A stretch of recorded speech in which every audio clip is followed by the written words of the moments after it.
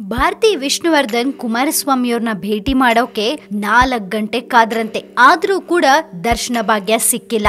ಜವಾಬ್ದಾರಿ ಸ್ಥಾನದಲ್ಲಿರುವ ವ್ಯಕ್ತಿಗಳು ಎಷ್ಟೇ ಜಾಗೃತರಾಗಿದ್ರೂ ಸಾಲದು. ತಮ್ಮ ಕರ್ತವ್ಯದಲ್ಲಿ ಸೂಕ್ಷ್ಮತೆಯನ್ನ ಮರೆತು ಬಿಟ್ರೆ ಅದು ದೊಡ್ಡ ಪರಿಣಾಮವೇ ಬೀರುತ್ತೆ. ಮಾತ್ ಆಡಿದ್ರೆ ಹೋಯ್ತು, ಮುತ್ತು ಒಡೆದ್ರೆ ಹೋಯ್ತು ಅನ್ನುವಂತೆ ಪ್ರತಿ ಕೆಲಸ ಮಾಡುವಾಗ ಆಶ್ವಾಸನೆಗಳನ್ನ ಕೊಡುವಾಗ ಎಚ್ಚರಿಕೆಯಿಂದ ಹೆಜ್ಜೆಯನ್ನ ಇಡಬೇಕು ಅಂತಾರೆ. ಆದ್ರೆ ಸರ್ಕಾರಗಳು, ಜನಪ್ರತಿನಿಧಿಗಳು ಆಗಾಗ ತಮ್ಮ ಸ್ಥಾನದ ಘನತೆಯನ್ನೇ ಮರೆತು ಬಿಡ್ತಾರೆ. ಅದರಂತೆ ಸಾಹಸ ಸಿಂಹನ ಸ್ಮಾರಕ ವಿಚಾರದಲ್ಲೂ ಆಗಿದ್ದು ಅದೇ. ವಿಷ್ಣು ದಾದಾ ವಿಧಿವಶರಾಗಿ 9 ವರ್ಷ.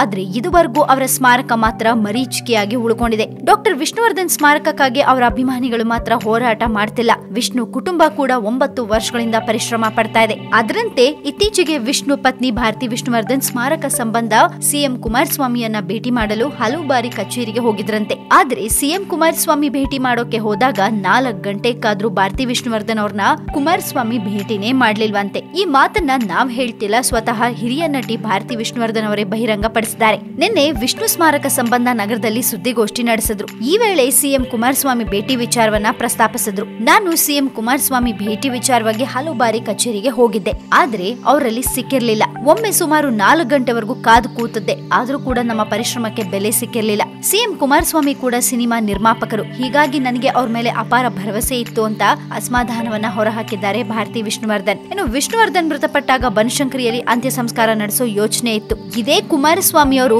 ಮಾಜಿ ಪ್ರಧಾನಿ HD ದೇವೇಗೌಡರು, ಯಡಿಯೂರಪ್ಪನವರು ಎಲ್ಲರೂ ಸೇರಿ ಅಭಿಮಾನ್ ಸ್ಟುಡಿಯೋದಲ್ಲಿ ಅಂತ್ಯಕ್ರಿಯೆ ನಡೆಯುವಂತೆ ಮಾಡಿದ್ರು. ಅಭಿಮಾನ್ ಸ್ಟುಡಿಯೋದ ಬಗ್ಗೆ ಯಾವುದೇ ಪೂರ್ವಾಪರ ಮಾಹಿತಿ ಇಲ್ಲದೆ ದಿಢೀರ್ ಅಂತ ನಿರ್ಧಾರ ತಗೊಂಡ್ರು. ಆಮೇಲೆ ಸ್ಮಾರಕಕ್ಕಾಗಿ ಅದೆಷ್ಟೋ ಸಾರಿ ಮುಖ್ಯಮಂತ್ರಿಗಳನ್ನ ಭೇಟಿ ಮಾಡಿದೆ. ಆದ್ರೆ ಭೇಟಿ ಮಾಡಿದ ವೇಳೆ ಸಿಎಂ ಕೊಟ್ಟಿರೋ ಎಲ್ಲಾ ಭರವಸೆಗಳು ಸುಳ್ಳಾಗ್ತಿವೆ ಅಂತ ಬೇಸರ ವ್ಯಕ್ತಪಡಿಸಿದ್ದಾರೆ ಭಾರತಿ ವಿಷ್ಣುವರ್ಧನ್. ಅದೇನೇ ಇರ್ಲಿ, ಭಾರತಿ ವಿಷ್ಣುವರ್ಧನ್ ಸಿಎಂ ಕುಮಾರಸ್ವಾಮಿ ಭೇಟಿ ಮಾಡೋಕೆ 4 ಗಂಟೆ ಕಾದ್ರೂ ಕೂಡ ಭೇಟಿ ಆಗಿಲ್ಲ ಅನ್ನೋ ಹೇಳಿಕೆ ಸಾಕಷ್ಟು ಪ್ರಶ್ನೆಗಳನ್ನ ಹುಟ್ಟುಹಾಕಿದೆ. ಒಬ್ಬ ಹಿರಿಯ ನಟಿಗೆ ಸಿಎಂ ಕುಮಾರಸ್ವಾಮಿ ಅವರು ನಡ್ಕೊಂಡ ರೀತಿ ಇದೇನಾ?